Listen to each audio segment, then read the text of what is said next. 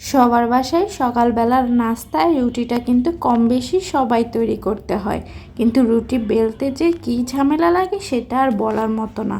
আসসালামু আলাইকুম বন্ধুরা, কেমন আছেন? আশা করি সবাই ভালো আছেন। আল্লাহর অশেষ রহমতে আমিও আলহামদুলিল্লাহ ভালো আছি।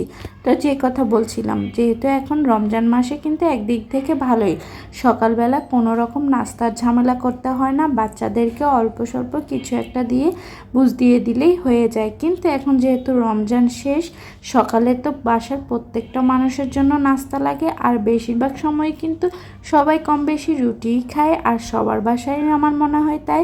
কিন্তু রুটি বেলতে তো অনেক ঝামেলা, আমার কাছে রুটি বেলাটা কিন্তু খুবই ঝামেলার মনে হয়। তাই যেদিন বেশি আলসেমি লাগে সেই দিন আমি একদম বেলাবেলির ঝামেলা ছাড়া খুব সহজেই কিন্তু এইভাবে ব্যাটার তৈরি করে রুটি বানিয়ে নিই।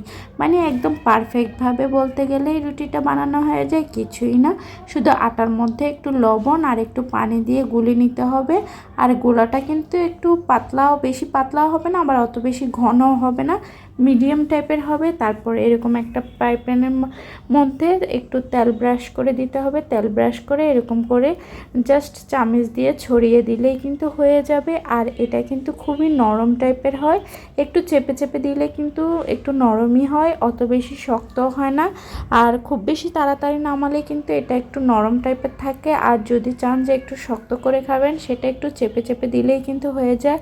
আর বিশ্বাস করেন, এটা কিন্তু খেতে খুবই মজা, মানে রুটি পরোটার থেকেও ভালো লাগে। আবার দেখা যায় অনেকে পরোটাটা পছন্দ করে, কিন্তু পরোটা খেলে অনেক সময় যেহেতু তেলের, অনেকে ডায়েটে থাকে, তারপরে গ্যাসের সমস্যা হতে পারে, তাই প্রতিনিয়ত পরোটাটাও কিন্তু খাওয়া যায় না। তা আমি মাঝে মধ্যেই, যেদিন খুবই অলস লাগে, মানে রুটি একদম বানাতে ইচ্ছা করছে না, রুটি পরোটা কিছু এভাবে বানিয়ে দিই। আবার এইভাবে দিলে কিন্তু বাচ্চাদেরকে দিলে ওরাও খুব পছন্দ করে।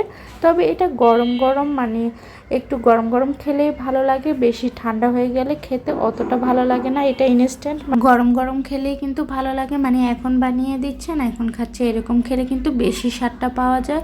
তো মাঝে মাঝে কিন্তু সকালবেলা আমার খুবই একদম মানে বানাতেই ইচ্ছা করে না কিছু, তখন আমি এভাবেই করে দিই, আর বাচ্চারাও কিন্তু এটা খুব মজা করে খায়।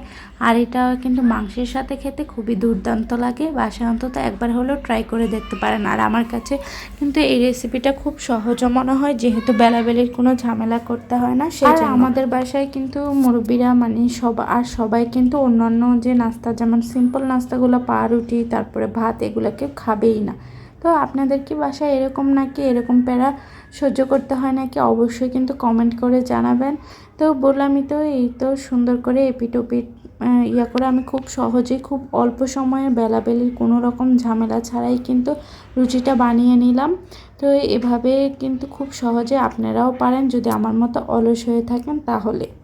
তো ভিডিওটি কেমন লাগলে অবশ্যই জানাবেন, ভালো লাগলে লাইক কমেন্ট শেয়ার করে আমার পাশেই থাকবেন। আজ এই পর্যন্তই, আল্লাহ হাফেজ।